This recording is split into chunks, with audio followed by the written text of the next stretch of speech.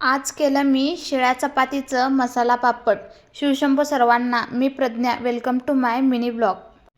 हे सर्व कपाटातले कपडे मला व्यवस्थित घडी करून ठेवायचे होते.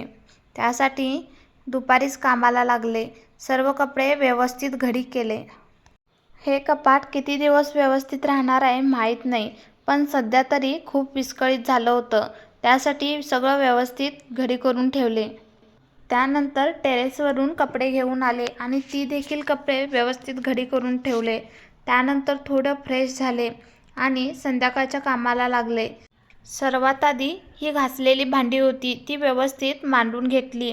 त्यानंतर मला सर्व शेंगदाणे भाजून ठेवायचे होते.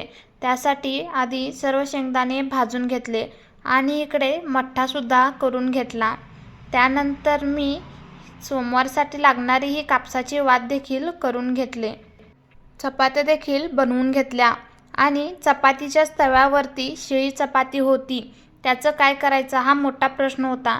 त्यासाठी मला एक आयडिया सुचली आणि मी शिळ्या चपातीचं मसाला पापड करायचं ठरवलं. त्यासाठी शिळी चपाती घेऊन दोन्ही साईडून असं कडक होऊपर्यंत भाजून घेतले आणि त्यानंतर बारीक चिरलेला टमॅटो, बारीक चिरलेला कांदा आणि बारीक चिरलेली कोथिंबीर घालून घेतली.